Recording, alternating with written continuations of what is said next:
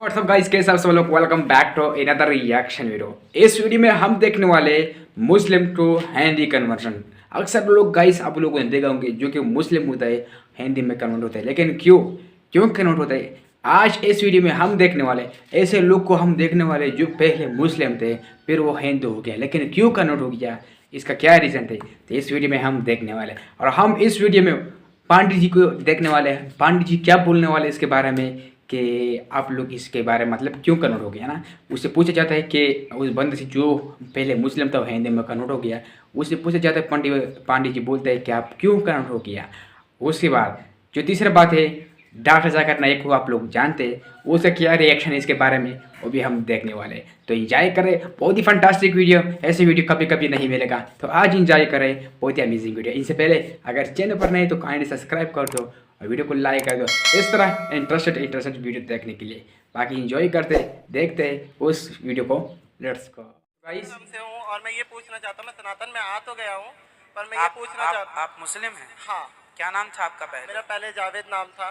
जावेद। सनातन धर्म में और मुस्लिम धर्म में क्या अंतर लगा आपको? आप तो मुसलमान में जन्म लिए हैं और सनातन को फॉलो कर रहे हैं, ये बताइए दोनों में क्या अंतर? ये लोग लड़ते क्यों हैं धर्म को लेके?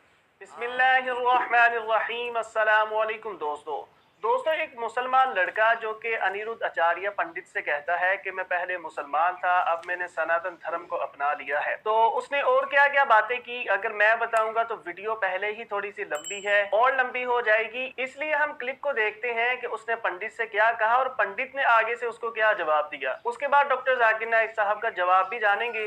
तो आइए बिना किसी बहुत ही इंटरेस्ट सब भाई बहन एंजॉय करो, ठीक है। मैं क्षमा चाहूंगा क्योंकि मुझे है ना, आपको मैंने बहुत आपकी कथाओं को सुनता हूँ और मुझे बहुत प्रेरणा भी मिलती है आपकी कथाओं को सुनकर, और मुझे थोड़ी घबराहट हो रही थी, तो इसलिए मैं बैठा हूँ आपके सामने, तो इसलिए मैं क्षमा चाहूंगा।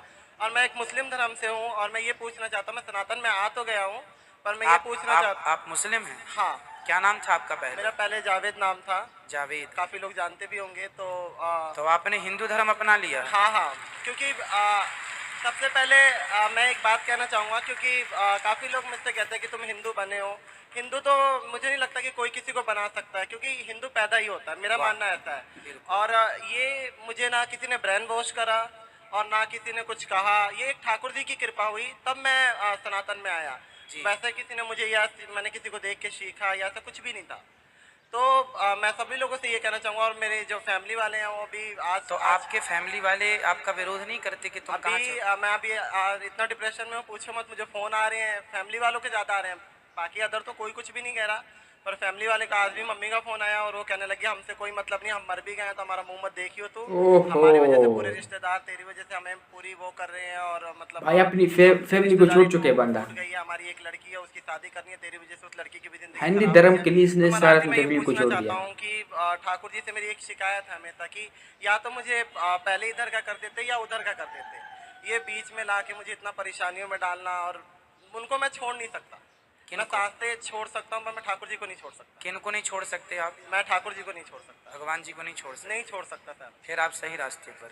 आपने धर्म परिवर्तन कर लिया अपना? हाँ जी। वैसे देखो, धर्म परिवर्तन करने की जरूरत ही नहीं पड़ती।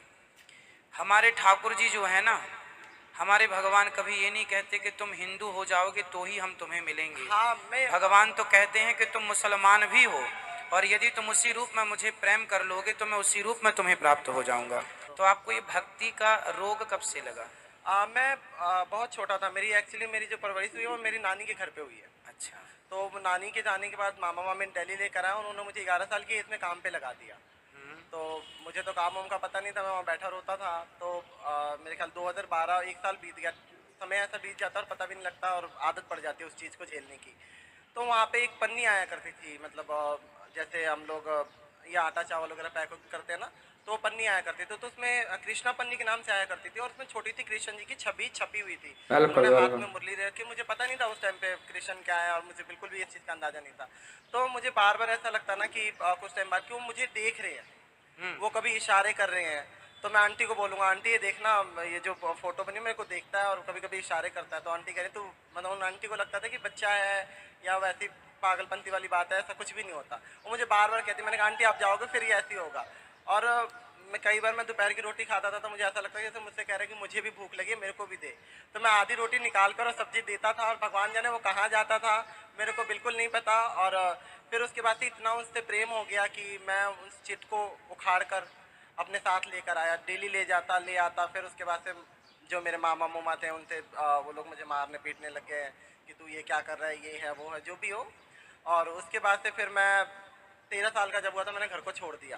तो मुझे लगता है कि ठाकुर जी की कृपा है और ये वहीं से हुई है। किसी ने ना मुझे सिखाया, ना मैं जिस फैमिली में काम करता था वहाँ भी ऐसी नहीं कह सकते कि वहाँ पे बहुत ज़्यादा भक्ति थी, वहाँ पे नॉर्मल भक्ति थी। तो ऐसा कुछ भी नहीं है।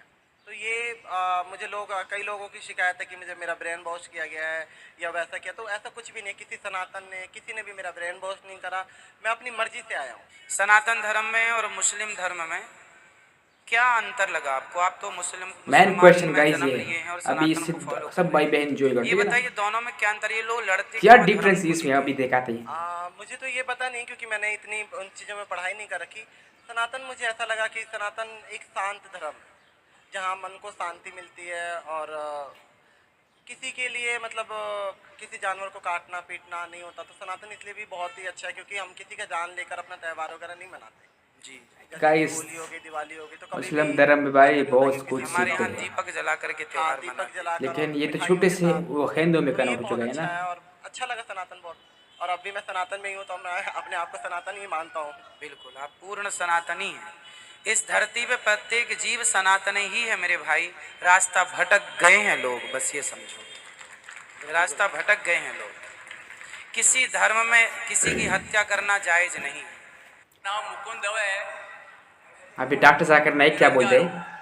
आपने बोला है कि जो इस्लाम कबूल करता है उसके हजारों गुना माफ हो जाता है, मगर मेरे हिसाब से सबका मालिक एक है और एक मालिक होते हुए किसको ये नजर से देखता है और किसको वो नजर से देखता है। हिंदुओं को माफ नहीं करेगा और जो इस्लाम धर्म स्वीकार करता है उसको माफ कर देगा। ये कौन सा ऊपर वाले का कानून है जो मेरी समझ में नहीं आ रहा है। बहुत अच्छा सवाल, बहुत अच्छा वाला बहुत गाइस, अच्छा सवाल। अमेजिंग। मालिक एक तो सारे इंसानों के लिए अदल भी एक होता है। बहुत अच्छा सवाल, बहुत अहम सवाल। भाई का सवाल है कि ये किधर का मुसलमानों को माफ करता है, हिंदू को नहीं माफ करता है। मैंने आपसे कहा कि जो इंसान नाम का मुसलमान है, उसका नाम मोहम्मद अब्दुल्ला जाकिर है, तो वो काफ़ी नहीं जन्नत में जाने के लिए। मुस्लिम का मतलब वो इंसान जो अमन हासिल करता है अपनी ख्वाहिश अपनी मर्जी से खुदा के अहकामात पे अमल करने के बाद। यानी जो इंसान अपने मालिक के अहकामात पे अमल करता है वो सच्चा इंसान है। वो अल्कोहल नाम का क्या है उसका मैं कोई लेना देना नहीं। यहाँ मैं कह रहा हूँ कि जो इंसान अल्लाह के अलावा किसी के साथ शिर्क कर रहा था, आज शिर्क करना छोड़ दिया, आज उसके गुनाह माफ होंगे।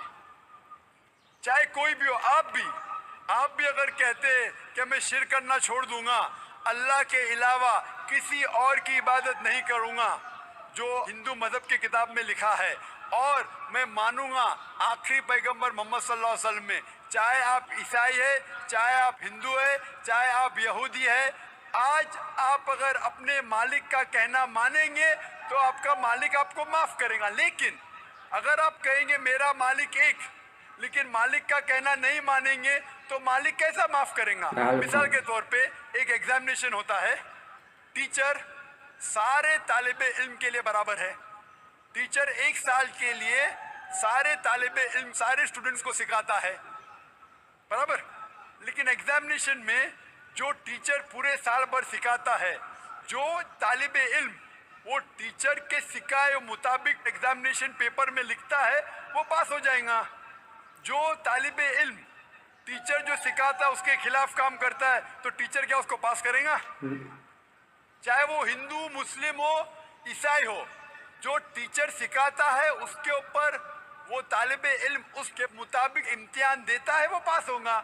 आपका मालिक हमारा मालिक एक है, सारी किताबों में लिखा है, हिंदू मजहब की किताब में, यहूद मजहब की किताब में, ईसाई मजहब की किताब में, इस्लाम मजहब की किताब में, सिख मजहब की किताब में कि मालिक एक है। मालिक के अलावा किसी की इबादत नहीं करना चाहिए, खुदा के अलावा किसी की इबादत नहीं करना चाहिए। कल मैंने फरमाया था कि उस खुदा की कोई प्रतिमा नहीं, कोई अक्स नहीं, कोई फोटोग्राफ नहीं, कोई पिक्चर नहीं, कोई बुत नहीं, कोई मूर्ति नहीं, फिर अगर आप मूर्ति देंगे तो आप मालिक का कहना नहीं मान रहे। तो अगर आप मालिक का कहना मानेंगे, आपका नाम कुछ भी हो, मोहन हो, कुछ भी हो, शंकर हो या अब्दुल्ला हो, अगर आप मालिक का कहना मानेंगे तो आप सचमुच उस मालिक के बंदे हैं। अगर आप मालिक का कहना मानेंगे तो आपके गुनाह माफ हो जाएंगे। तो ये अरबी में कह रहा हूं कि मुस्लिम तो लोग को ये लफ्ज से नफरत है। अगर नफरत है तो मैं मुस्लिम लफ्ज को निकालता हूं, मैं ये कहता हूं जो भी इंसान अपने मालिक का कहना मानता है उसे अरबी में कहते हैं मुस्लिम। लेकिन आपको मुस्लिम शब्द से नफरत है, मुस्लिम शब्द को निकाल दो। मैं ये कहूँगा जो खुदा के अहकामात पे अमल करता है, खुदा के कलमात पे अमल करता है, ये मानता है कि खुदा एक है, उसके अलावा किसी की पूजा नहीं करना चाहिए, वो इंसान के गुनाह वो मालिक माफ करेगा। आप अगर मानेंगे खुदा एक है, आप मानते खुदा एक है, आप मानते खुदा के अलावा किसी और को पूछना नहीं चाहिए, मानते? हाँ क्या नहीं मानते? आप मानते बुत परस्ती गलत है, आप मानते कि मूर्ति पूजा गलत है, आप मानते कि आखिरी पैगंबर मोहम्मद सल्लल्लाहु अलैहि वसल्लम है? नहीं मानते। बोलते जैसे शिव शंकर को पैगंबर बोलते हैं, जैसे साईं बाबा को ये सब जो पैगंबर हो गए, ये हर फरिश्ते ऐसे ऐसे आते गए। आपने मेरी 15 तारीख की तकरीर सुनी?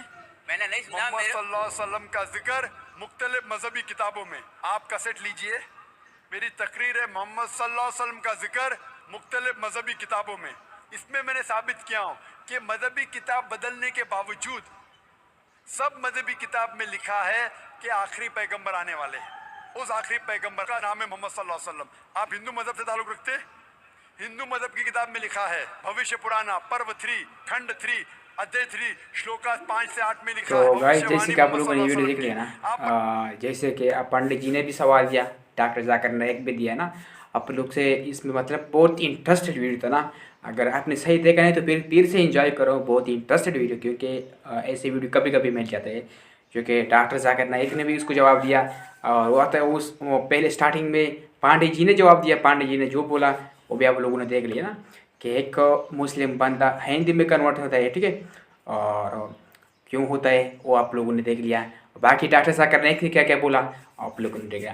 बाकी वीडियो को लंबा नहीं कर रखा, अगर वीडियो पर चैनल पर नहीं तो काइंडली सब्सक्राइब कर दो, वीडियो को लाइक कर दो ताकि इस तरह और भी वीडियोस आप लोगों को मिल जाए। तो बाकी मिलते तब तक कल की न्यू रिएक्शन वीडियो पे।